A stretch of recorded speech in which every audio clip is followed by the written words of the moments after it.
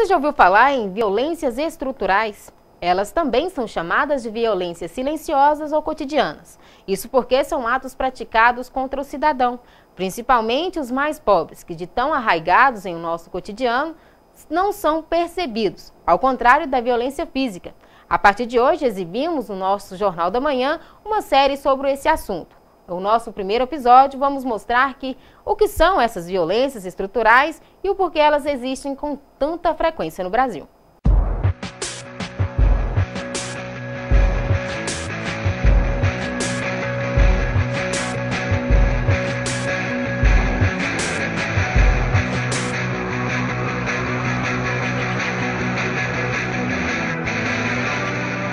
Violência estrutural é um conceito que o sociólogo Max Weber identificou lá no início do século XX, como sendo ações que decorriam do fato do Estado ter o monopólio da força. Mas esse conceito foi desenvolvido depois, foi trabalhado nas ciências sociais, né? Então ele não está mais restrito à ideia apenas do Estado, mas a ideia de que qualquer instituição, ela pode gerar violências. Quando se fala violência estrutural, está muito mais ligada a essas violências que estão vinculadas à lógica estrutural de produção da vida, né? Seja de produção da cidade, com as suas contradições estruturais, como o não acesso à moradia, o não acesso aos equipamentos públicos, aos direitos que envolvem o rol de direito, que compõe o rol do direito humano à cidade, né, o lazer, a mobilidade urbana, né, a própria segurança pública, saúde, educação, trabalho, todos esses direitos que muitas vezes são negados, têm o seu acesso limitado, não são plenamente concedidos, né, as pessoas não possam usufruir plenamente desses direitos. Essa violência surda, larvar, molecular, cotidiana e muito profunda da nossa sociedade desigual, injusta, ela não é percebida como tal. Então, desde a colônia, quando se falava que para os escravos eram reservados 3 P's, pão, pano e pancada, até hoje, quando temos uma maioria deserdada, os 20% mais pobres da população brasileira têm 25 vezes menos renda do que os 10% mais ricos.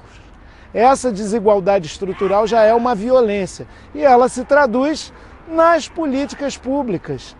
Inúmeras instituições são corresponsáveis pela perpetuação dessas violências. A exemplo, né, primeiro exemplo, o próprio Estado. O próprio Estado, quando não garante a efetivação dos direitos já assegurados na Constituição, por exemplo, a maior lei do país, ele está, de certo modo, garantindo a perpetuação desse quadro, de violência estrutural, sobretudo as maiorias segregadas, os pobres, as pessoas que não têm acesso aos serviços públicos, aos direitos fundamentais. Mas a família também, muitas vezes, é uma instituição que faz perpetuar certos tipos de violência, no sentido de que, muitas vezes, a família busca enquadrar as pessoas dentro de um modelo, de um paradigma de comportamento que pode não ser o comportamento que a pessoa esperado, Então, muitas vezes, a família perpetua também, os aparelhos, os equipamentos de educação, quando a gente pensa a universidade ou a escola, também são instituições que, em certa medida, muitas vezes contribuem para perpetuar esse quadro de coisas.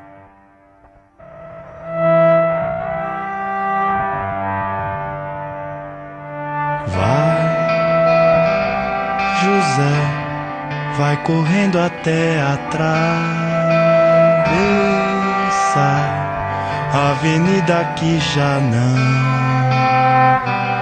tá lá, o campinho que jogou.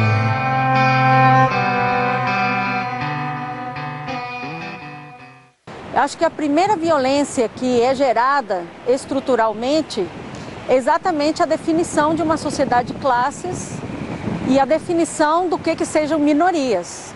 Ou seja, a própria definição de um grupo como minoria já é uma violência, isso já é uma violência. Se eu sou índio, se eu sou negro, se eu sou mulher, se eu sou homossexual, se eu sou morador de periferia, eu vou sentir essa violência de uma maneira diferente, eu sendo homem, branco, heterossexual ou com acesso à educação de qualidade, evidentemente, né? Então a violência estrutural ela não se reflete da mesma maneira nos corpos das pessoas. A gente está acostumado a pensar em violência o seguinte: fulano me bateu a carteira, fulano esfaqueou alguém no Rio de Janeiro, fulano roubou o carro de alguém no Paraná. Isso é uma violência, sim, sim. Agora eu acho que o sistema brasileiro determina a violência contra os desfavorecidos, contra as minorias, contra os que não têm proteção, contra os que não são, como eu,